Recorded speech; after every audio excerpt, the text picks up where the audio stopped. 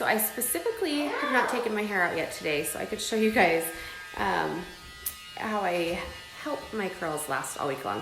So at night, before I go to bed, I put my hair in like a 1980s scrunchie, and then I just sleep with it above my head all night.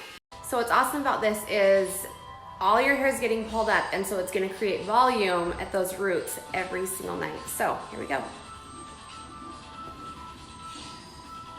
Okay. And then you just comb it down. Let me go find a brush. Okay, here we are. Ow! What are you doing, crazy boy? And there we go, ready for another day. So as you can tell, I have a ton of volume still at my roots. A lot of people, they do have to end up using dry shampoo in these areas.